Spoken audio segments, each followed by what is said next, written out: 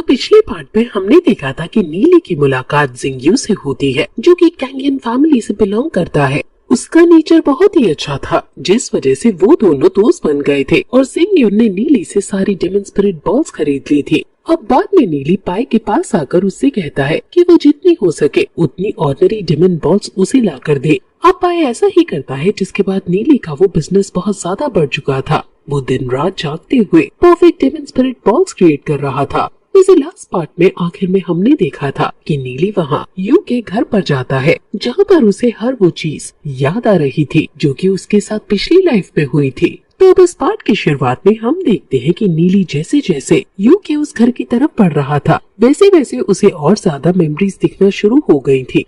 वो देख पा रहा था कि कैसे वो हमेशा छुपकर उन लड़कों से बदला लेता था जो कि यू को परेशान किया करते थे। हालांकि यू को ये चीज बिल्कुल पसंद नहीं थी। इस वजह से नीली को यू से बहुत मार पड़ती थी, पर नीली फिर भी नहीं मानता था। वैसे अब तभी एक एनर्जी नीली के आसपास घूमते हुए उसे वहाँ उस घर की तरफ खींचने लगती है। नीली भी उस गेट के सामने आता है। वो मन में कह रहा था कि मास्टर मैं वापस आ गया, लेकिन अभी उसकी गेट नॉक करने की हिम्मत नहीं हो रही थी। पर अब इतने में ही अंदर से यू आवाज लगाती है। वो कहती है कि ज्यादा सोचो मत और अंदर आ जाओ। अब नीली अंदर आता है। अभी यू वहाँ पहले से ही बैठी हुई थी और उसने 2 कप निकाल लिए थे चाय के लिए। वो कहती है कि फाइनली तुम आ ही गए। साथ ही अब इसके बाद वो नीली से वहाँ सामने बैठने को भी कहती है। नीली हैरान था, पर फिर वो बैठ जाता है। अब यू उसे चाय दे रही थी और इस दौरान वो कहती है कि मैं जानती हूँ कि तुम्हारे मन में कई तरह के सवाल आ रहे होंगे, लेकिन तुम्हें वो सवाल पूछने की जरूरत नहीं, क्योंकि मैं सब कुछ पहले से ही जानती हूँ। मैंने तुम्हें यहाँ पर खुद बुलाया है क्योंकि मुझे तुमसे कुछ जरूरी बात करनी है। अब नीली बहुत ही फ्रैंकली पूछने लगता है कि तो बताएं सिस्टर, आप मुझसे क्या कहना चाहती हो। ये सुनते हुए यू उसकी नाक पर सेम उसी तरह मारती है जिस तरह वो पिछली लाइफ में उसे तब हिट किया करती थी जब नीली कुछ गड़बड़ करता था। साथ ही अब यू कहती है कि तुम्हारी हिम्मत कैसे हुई अपनी मास्टर को सिस्टर कहकर बुलाने की। अब ये सुनने के बाद नीली बहुत ही ज्यादा हैरान हो गया था। यू कह रही थी कि तुम्हें पता नहीं कि तुम्हें अपने टीचर की रिस्पेक्ट करनी चाहिए, क्या तुम सब कुछ भूल चुके हो। अभी वो ये सब कह तो रही थी, पर नीली तो अभी ऑलरेडी अपनी पुरानी मेमोरीज में खो चुका था। वो सारी बात याद करता है कि किस तरह से उसे यू ने हील किया था, जिसके बाद से नीली यू को सिस्टर कहता था, लेकिन यू हर बार उसे इसी तरह से मारती थी और यही सेम चीज कहती कि मैं तुम्हारी मास्टर हूँ, इसलिए तुम मुझे मास्टर कहा करो। अभी नीली ये सब सुनने के बाद ये समझ चुका था कि यू को सब चीजें याद आ चुकी हैं, और अब ये जानते हुए नीली के आंसू रुक नहीं रहे थे। वो तुरंत ही घुटने टेकते हुए यू को मास्टर कहता है और कहता है कि आखिर आपको सब कुछ याद आ ही गया मास्टर। अभी ये देखते हुए यू स्माइल कर रही थी। वो कहती है कि मैं जानती हूँ कि तुम इस बात से बहुत हैरान होंगे कि आखिर मुझे ये सब चीजें कैसे पता है, लेकिन इसके बाद अब वो खुद ही बताना शुरू करती है। वो कहती है कि एक टेक्निक है जिसे हेवनली आई कहा जाता है। उस टेक्निक की मदद से कोई भी फ्यूचर में आगे तक देख सकता है और साथ ही पास्ट को भी देख सकता है, और उसी की मदद से यू ने इस चीज को समझा।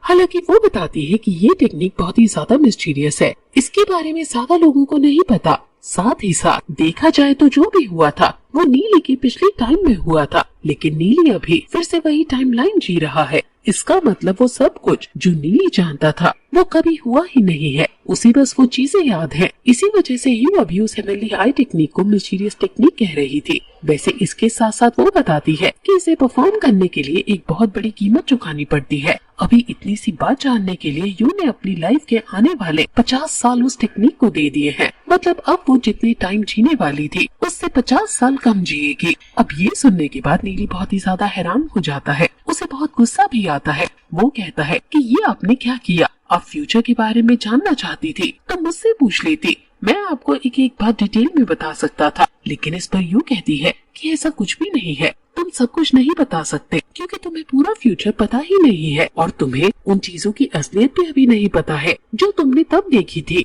यू कहती है कि मैं जानती हूँ कि तुम यून सेक्ट के लीडर बनना चाहते हो क्योंकि अगला स्टेप तुम्हारा यही है। इस पर नीली कहता है कि हाँ, और मैं इस स्टेप के बहुत करीब हूँ, मुझे पता है कि मुझे क्या करना है। अब इस बात पर यू कहती है कि ठीक है, लेकिन मैं चाहती हूँ कि इसमें तुम किसी की मदद लो। वो यहाँ पर लॉन्ग का नाम ले रही थी। ये सुनने के बाद नीली बहुत ही ज्यादा हैरान हो जाता है। साथ ही वो गुस्से में खड़ा होता है और कहने लगता है कि मैं उसकी मदद नहीं ले सकता।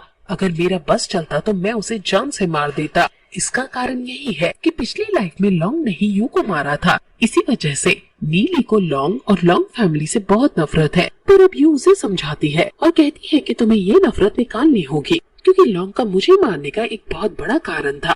वो नीली को बताती है कि उसने खुद अपने मास्टर को अपने इन्हीं हाथों से मारा था, इस वजह से लॉन्ग ने उसे मारा। हालांकि वो मिस्ट्री हमें नहीं बताई जाती कि आखिर यू ने अपने मास्टर को क्यों मारा। अभी नीली तो ये सुनकर बहुत ही ज्यादा हैरान हो गया था। तभी यू कहती है कि ऐसा करने की वजह से सब चीजें बिल्कुल बदल गई थी। मैं वो बात तुम्हें नहीं बता सकती और ना ही तुमसे ये कहूंगी कि मेरे कहने पर तुम किसी को भी माफ करो, पर मैं बस तुम्हें इतना बताना चाहती हूँ कि अब मुझे उनसे कोई भी खतरा नहीं है। अब ये सुनते हुए नीली को फिर से अपनी पिछली लाइफ का एक सीन याद आता है, जहाँ पर अभी यू उसे थोड़ा गुस्से के साथ समझा रही थी कि वो कभी भी उन बुरे लड़कों को सबक नहीं सिखा सकता, क्योंकि वो कभी नहीं सुधरेंगे। अब नीली कहता है कि ऐसा नहीं है, मैं ताकतवर बनूंगा, मैं इतना स्ट्रांग हो जाऊंगा कि उन्हें जबरदस्ती पीटकर आपके सामने घुटने टेकने पर मजबूर कर दो। लेकिन इस पर यू स्माइल करती है और कहती है कि तुम ऐसा कुछ नहीं करोगे, क्योंकि तुम्हें पानी की तरह बनना होगा। तुम दोनों हाथों से अगर पानी को रोकने की कोशिश भी करोगे तो भी वो तुम्हें माफ करते हुए साइड से निकल जाएगा। पानी को रोकने वाला हाथ तो वहीं रह जाता है, लेकिन पानी वहाँ से आगे निकल जाता है, इसलिए पानी की तरह बनो। अब नीली यू से कहता है कि ठीक है, आपने जैसा मुझसे कहा है मैं वैसा ही करूँगा, और मैं आपसे वादा करता हूँ कि जब तक मैं युन शिनसेट का लीडर नहीं बन जाता तब तक मैं आपको प्रोटेक्ट करूँगा। इसके बाद अब नीली वहाँ से चला जाता है, लेकिन यू अभी मन में सोच रही थी कि तुम्हारे युन शिनसेट का लीडर बनने तक मुझे नहीं लगता कि मैं जिंदा रह पाऊंगी। अब इसके बाद हम नीली को देखते हैं, जो कि आगे बढ़ रहा था और यही सोच रहा था कि उसका अगला स्टेप क्या होगा। वो कहता है कि शायद उसका सामना होली लैंड से होगा, पर तभी अब वो आगे बढ़ते हुए लॉन्ग को वहाँ सामने से आता हुआ देखता है। साथ ही अब वो लॉन्ग से पूछता है कि वो यहाँ पर क्या कर रही है, जिस पर लॉन्ग थोड़ा सा शर्माते हुए कहती है कि वो यहाँ पर किसी से मिलने के लिए आई है, और बस उसकी इतना कहते ही ये पार्ट यहीं पर एंड हो जाता है।